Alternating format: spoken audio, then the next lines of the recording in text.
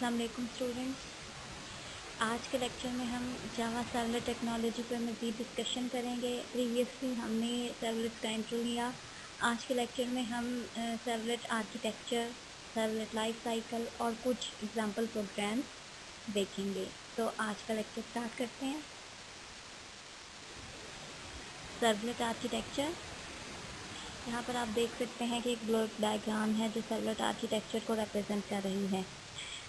हमने एक जनरल सा व्यू देखा था सर्वलेट प्रोग्राम्स का, जिसमें क्लाइंट से रिक्वेस्ट आती है वेब सर्वर को, वेब सर्वर डायरेक्ट करता है टू द सर्वलेट कंटेनर और फिर सर्वलेट कंटेनर अपने अप्रोप्रिएट सर्वलेट को इन्वोक करता है। देन सर्वलेट किसी भी एप्लीकेशन को या डेटाबेस को प्रोसेस करके वहाँ से रिस्पॉन्स बैक करता है to the web server and then to the client.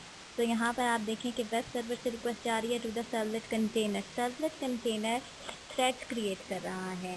Servlet और CGI में हमने यही डिफरेंस देखा था कि सर्वलेट में हर रिक्वेस्ट के अगेंस्ट नया प्रोसेस क्रिएट नहीं होता बल्कि थ्रेड्स जनरेट होते हैं, जबकि CGI में हर रिक्वेस्ट के अगेंस्ट एक नया प्रोसेस क्रिएट होता है जिससे सर्वर का वर्कलोड बढ़ जाता है। तो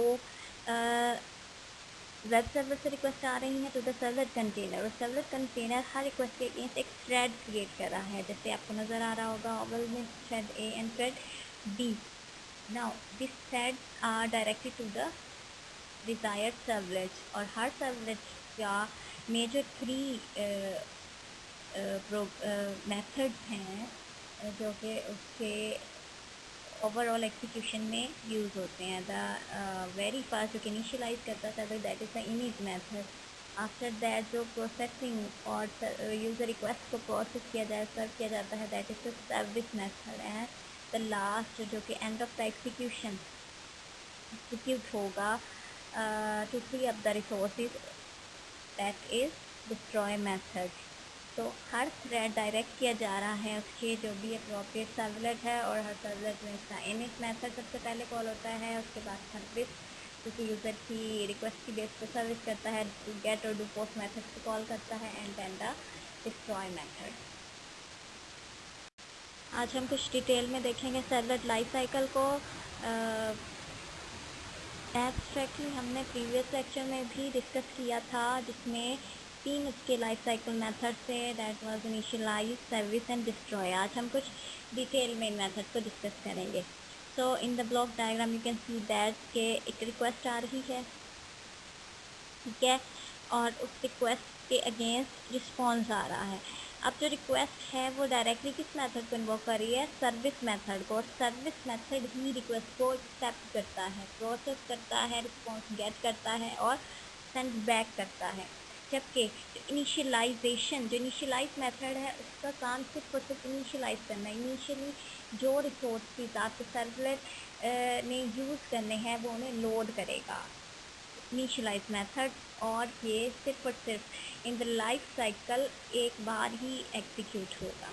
सर्विस मेथड क्योंकि सर्व कर रहा है, रिक्वेस्ट को एक्सेप्ट कर रहा है, रिस्पॉन्स कर रहा है, तो request can be any number in any number, so service method can be executed any number of time, many times। हमने इनिशियल जो डायग्राम देखी थी उसमें लूप था सर्विस के ऊपर, तो लूप से क्या मुराद है कि ये अगेन एंड अगेन कॉल हो रहा है, एग्जीक्यूट हो रहा है, जबकि इनिशियलाइज जस्ट वन टाइम होता है।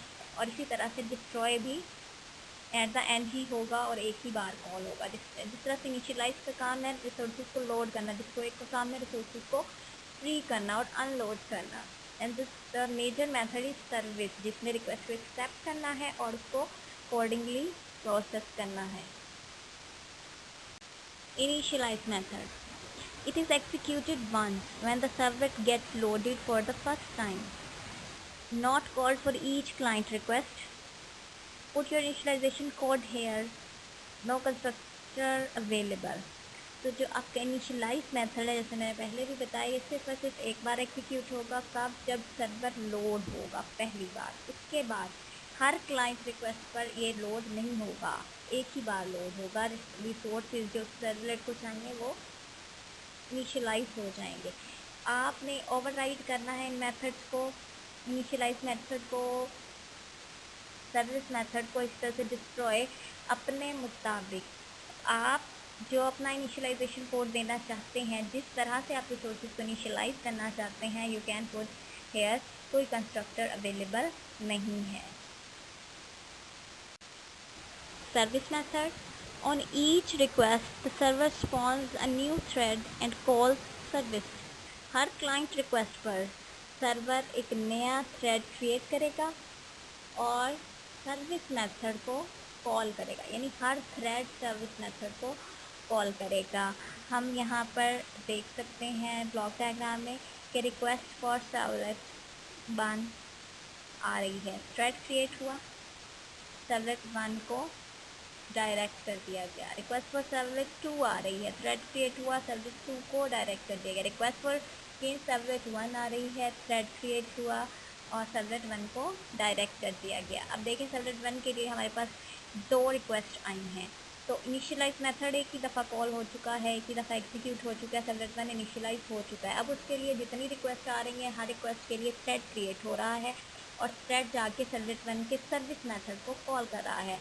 तो चूँकि सर्वलेट 1 के लिए 2 रिक्वेस्ट आई हैं, तो 2 थ्रेड बने, सर्वलेट 1 का सर्विस मेथड 2 बार कॉल होगा। जबकि सर्वलेट 2 के लिए अभी एक ही रिक्वेस्ट आई है, तो उसका सर्विस मेथड एक बार ही कॉल होगा। अगर मज़ीद रिक्वेस्ट आती हैं किसी भी सर्वलेट के लिए, 1 या 2 और any number of servlet can be in our web application, तो उनके सर्विस मेथड कॉल होंगे। यहाँ पर सर्विस मेथड को मज़ीद देख लेते हैं। जैसा कि फर्स्ट लेक्चर में भी आपको बताया था कि सर्विस मेथड चेक करेगा HTTP रिक्वेस्ट टाइप को, गेट है या पोस्ट है, और अकॉर्डिंगली डू गेट और डू पोस्ट मेथड जो कि अवेलेबल हैं HTTP सर्वर क्लास में, उन्हें कॉल करेगा। हमें डू गेट और डू पोस्ट मेथड्स को ओवरराइड करना पड़ेगा। क्यों? अपने डिज़ायर्ड बिहेवियर के लिए। हम क्या चाह रहे हैं, हम क्या आप फीचर यूज़र को प्रोवाइड करना चाह रहे हैं, तो हम डू गेट और डू पोस्ट को ओवरराइड कर देंगे। So let's summarize servlet life cycle in state diagram. Create, initially create होगा, अपॉन फेलियर अनलोड हो जाएगा, रिसोर्सेज इनिशियलाइज नहीं होंगे। ऑन सक्सेस इनिशियलाइज होगा। After that if there is a failure then unload हो जाएगा। If there is a success then available service request handle की जाएंगी। देन डिस्ट्रॉय रिक्वेस्ट आएगी और डिस्ट्रॉय मेथड कॉल हो जाएगा, आपका सर्वलेट अनलोड हो जाएगा। तो ये एक समरी है इसके लाइफ साइकिल की कि इसमें मेजर आपकी क्या स्टेट्स हो सकती हैं, create, initialize, available and destroy. जी सर्वलेट फर्स्ट एग्जांपल, हम कोड एग्जांपल देखते हैं, लेकिन इससे पहले मैं आपको बताती चलूँ कि जावा वेब एप्लीकेशन सेटअप हम इंशाल्लाह ताला नेक्स्ट लेक्चर में डिस्कस करेंगे। उसमें थ्रू आउट कि हमने जावा वेब एप्लीकेशन किस तरह से डेवलप करनी है, होस्ट कैसे करनी है, सर्वर किस तरह इंस्टॉलेशन होगी, उसका सेटअप कैसे होगा, वो हम इंशाल्लाह नेक्स्ट लेक्चर में डिस्कस करेंगे। आज हम थ्योरेटिकल एस्पेक्ट्स देख रहे हैं। थ्योरेटिकली हम सर्वलेट प्रोग्राम को देख रहे हैं कि हम किस तरह से डेवलप करेंगे, कौन कौन सी क्लासेस जो हैं वो यूज़ होंगी, मेथड्स को कैसे ओवरराइड किया जाएगा, क्या पैरामीटर्स होंगे, एट्सेट्रा। तो स्टार्ट करते हैं फर्स्ट एग्जांपल को। प्रोग्राम की फ़ाइल नेम है helloworld.java, class name import java.io.static, जावा का आयो पैकेज इंपोर्ट करना पड़ेगा क्योंकि हमें इनपुट आउटपुट के हवाले से प्रोसेसिंग करनी है। Then we have to import javax.servlet.static, Java का जो सर्वलेट पैकेज है उसकी तमाम क्लासेस को इंपोर्ट करना है। उसके बाद javax.servlet.http.static, सर्वलेट का जो HTTP है मज़ीद उसका सब पैकेज, उसकी तमाम क्लासेस को इनहेरिट करना है। नाउ अब हमारी जो सर्वलेट क्लास है वो हम डिज़ाइन कर रहे हैं public class hello world x tends HTTP servlet. जब भी हम कोई सर्वलेट क्लास डेवलप करेंगे तो हमें उसे एक्सटेंड करना है HTTP सर्वलेट से। HTTP सर्वलेट से क्यों कर रहे हैं, जेनेरिक सर्वलेट भी मौजूद है। HTTP सर्वलेट से हम इसलिए कर रहे हैं क्योंकि हमें HTTP रिक्वेस्ट को हैंडल करना है, रिक्वेस्ट को प्रोसेस करना है, रिस्पॉन्स देना है, तो उसके लिए हमें HTTP सर्वलेट क्लास को एक्सटेंड करना पड़ेगा, अदरवाइज़ हम ये काम नहीं कर सकते। जी क्लास है हमारी hello world extend HTTP servlet. इसका एक डेटा मेंबर है प्राइवेट स्ट्रिंग मैसेज, क्योंकि हम मैसेज डिस्प्ले करना चाह रहे हैं इसलिए हमने एक मैसेज डेटा मेंबर रख लिया है। Now public void init throws servlet exception, this is the initialization method init, जिसे हम ओवरराइड करेंगे। तो message is equal to hello world. Initialization में हमने इनिशियलाइजेशन कोड देना है, सो मैंने आपको बताया था हमें ओवरराइड करना है। तो हम इनिशियलाइज करना चाह रहे हैं इस स्ट्रिंग मैसेज को, message is equal to hello world. Then public void do get http servlet request, http servlet response, response throws servlet exception, IO exception। तो ये do get मेथड है जो कि मैंने आपको बताया था कि सर्विस मेथड रिक्वेस्ट के जो है according to request, get request है या पोस्ट रिक्वेस्ट है, उसके मुताबिक वो डू गेट या डू पोस्ट को एग्जीक्यूट करेगा। तो हम यहाँ पर डू गेट की आपको इम्प्लीमेंटेशन दिखा रहे हैं। इन द सेम मैनर अगर पोस्ट रिक्वेस्ट है तो आप डू पोस्ट, बाकी सिग्नेचर सेम है, अपना सेम कोड उसमें भी आप जो है वो यूज़ कर सकते हैं। तो public void do get HTTP servlet request parameter है जो कि रिक्वेस्ट को रिप्रेजेंट करेगा, HTTP सर्वलेट रिस्पॉन्स पैरामीटर जो रिस्पॉन्स को हैंडल करेगा। ये दो एक्सेप्शन थ्रो करता है, सर्वलेट एक्सेप्शन और IO exception. Next response dot set content type text और HTML, ये रिक्वेस्ट रिस्पॉन्स कहाँ से आया है, ये जो पैरामीटर है डू गेट में आपने रिस्पॉन्स पैरामीटर भेजा है, तो response dot set content type text और HTML, तो रिस्पॉन्स के जो कंटेंट टाइप है वो टेक्स्ट और HTML, ये उसकी टाइप को सेट कर रहा है कि वो टेक्स्ट हो सकती है या HTML हो सकती है। Then print writer out is equal to response dot get writer. अब प्रिंट राइटर एक क्लास है जो कि जावा IO में हम पढ़ चुके हैं जावा कोर्स में, जो कि राइट आउटपुट देने के लिए इस्तेमाल होती है। तो प्रिंट राइटर का हमने एक ऑब्जेक्ट बनाया आउट के नाम से और इसमें हमने पास क्या किया है response dot get writer. Response के अगेंस्ट हमने रिस्पॉन्स का गेट राइटर मेथड कॉल करके उससे जो ऑब्जेक्ट रिटर्न हो रहा है वो हमने आउट ऑब्जेक्ट को इनिशियलाइज किया है। Then out dot println h1, आप यहाँ पर HTML जितने भी टैग्स हैं वो यूज़ कर सकते हैं इन द डबल कोटेशन। तो out dot println h1 concatenate करेंगे मैसेज को इसके साथ, देन h1 क्लोज। तो ये सिंपल एक प्रोग्राम है सर्वलेट का कि जिसमें हमने क्या किया है कि हमने एक मैसेज को राइट किया है as a response. Configuration file Java servlet applications में हम कॉन्फ़िगरेशन फाइल यूज़ करते हैं जिसके अंदर हम कॉन्फ़िगर करते हैं अपने सर्वलेट को, उसकी मैपिंग करते हैं। तो इस फाइल का लेआउट आप देख सकते हैं, web.xml फाइल नेम है एंड देन इसकी कोडिंग आप देख सकते हैं कि इसमें टैग्स यूज़ होते हैं क्योंकि XML सर्वलेट टैग होगा। सर्वलेट टैग के अंदर सब टैग है सर्वलेट डैश नेम, जो आपके सर्वलेट का नाम है hello world, and servlet name close. Servlet class का नाम है वो भी हेलो वर्ल्ड है, servlet class tag close, servlet close. Then servlet mapping, servlet name hello world, servlet name URL pattern hello world and URL pattern close, servlet mapping close. Basically ये वो file है जो बताएगी, डायरेक्ट करेगी कि आपकी servlet के लिए रिक्वेस्ट आ रही है और उस सर्वलेट को किस तरह से एक्सेस करना है। जो URL पैटर्न यहाँ पर सर्वलेट नेम सिंपली आपके सर्वलेट का नेम है, जो भी आपका सर्वलेट होगा उसका नाम। इस फाइल के अंदर आप आपके जितने भी सर्वलेट्स आप क्रिएट करेंगे उन सर्वलेट के हवाले से इसी तरह से इंफॉर्मेशन ऐड कर देंगे। सर्वलेट नेम क्लास, यहाँ पर सर्वलेट टैग यूज़ होगा, उसके अंदर नेम और क्लास, नेम क्लास आपके सर्वलेट के हवाले से डिफरेंट हो जाएंगे। जैसे हेलो वर्ल्ड सर्वलेट है तो हेलो वर्ल्ड आप उसका नाम और क्लास नेम दे देंगे। अगर कोई और सर्वलेट है तो आप वो नाम और उसकी क्लास, उसके बाद उसकी मैपिंग कि किस सर्वलेट की मैपिंग आप दे रहे हैं, तो आपके सर्वलेट का नाम आप लिखेंगे और उसका URL पैटर्न। वो URL पैटर्न बेसिकली वो URL है जिस उसको जब आप अपने एड्रेस बार में टाइप करेंगे तो आपका वो सर्वलेट एग्जीक्यूट हो जाएगा, जो भी उसका एसोसिएटेड सर्वलेट है। तो configuration file is very important, इसको हमें कॉन्फ़िगर करना होगा, अदरवाइज़ हम अपने सर्वलेट को एग्जीक्यूट नहीं कर सकते। मज़ीद प्रैक्टिकल आस्पेक्ट्स इंशाल्लाह ताला हम नेक्स्ट लेक्चर में देखेंगे। अभी सिंपली आप थ्योरेटिकल कंसेप्ट को अंडरस्टैंड करें। रीडिंग फॉर्म डेटा, सर्वलेट के थ्रू फॉर्म डेटा को कैसे रीड किया जा सकता है। तो how client sends data. When a user submits a browser request to a web server, it sends two categories of data. Form data, data that the user explicitly typed into an HTML form. For example, registration information. Second thing is HTTP request header data. Data that is automatically appended to the HTTP request from the client. For example, cookies, browser type, browser IP address, etc.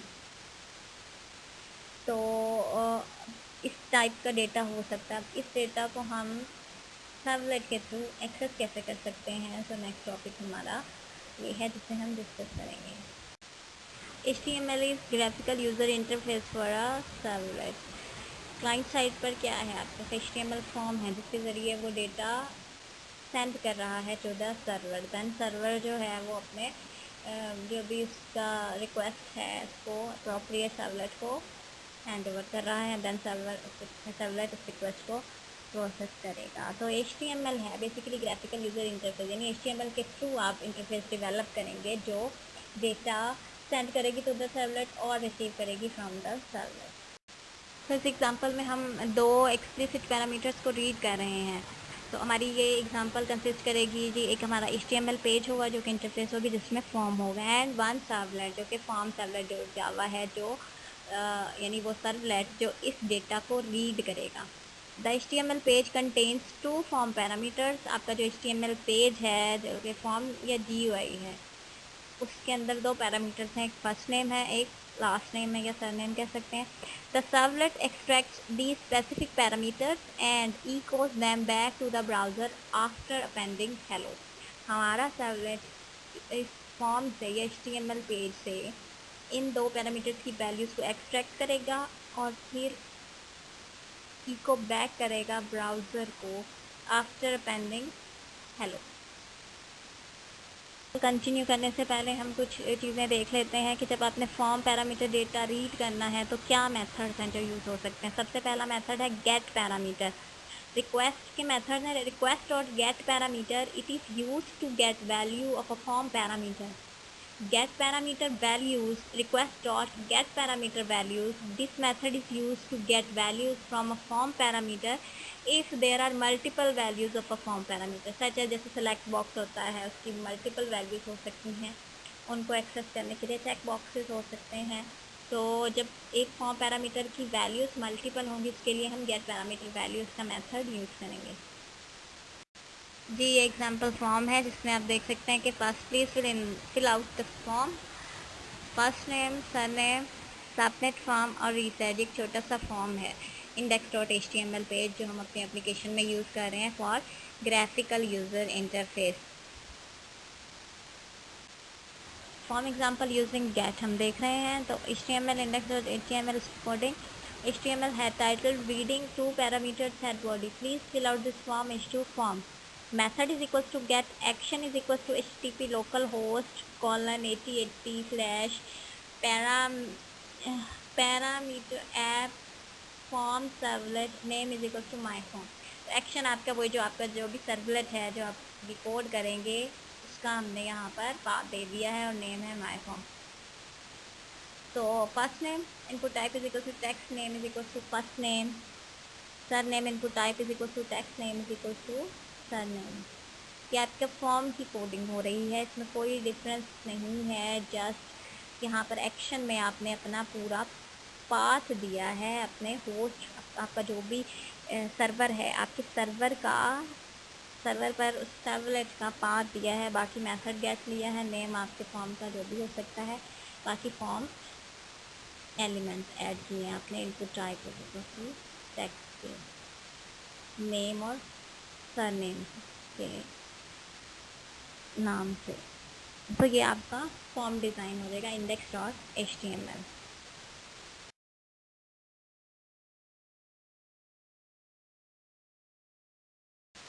Form servlet dot Java using get, servlet जिसका हमने अभी previously अपने form में पास दिया था, जो कि उस फॉर्म की सबमिशन पर एग्जीक्यूट होगा, जिससे रिक्वेस्ट आएगी।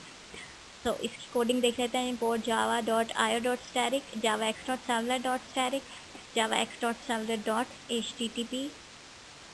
आपने हमेशा याद रखना है कि जब भी सर्वलेट आप अपना डिज़ाइन करेंगे तो ये तीनों इंपोर्ट स्टेटमेंट ऐड करनी है। Public class my servlet x tends HTTP servlet, public void do get, क्योंकि हम गेट के थ्रू कर रहे हैं तो डू गेट आएगा। अगर हम पोस्ट के थ्रू कर रहे होते तो यहाँ पर आपने डू पोस्ट को ओवरराइड करना था। तो do get HTTP servlet request, request HTTP servlet response, response throw servlet exception, IO exception. String F name is equals to, यानी आपने एक स्ट्रिंग ली है एफ नेम, एक एट्रीब्यूट लिया है स्ट्रिंग टाइप का एफ नेम। अब इस एफ नेम को हमने असाइन करनी है वो वैल्यू जो फॉर्म से आ रही है।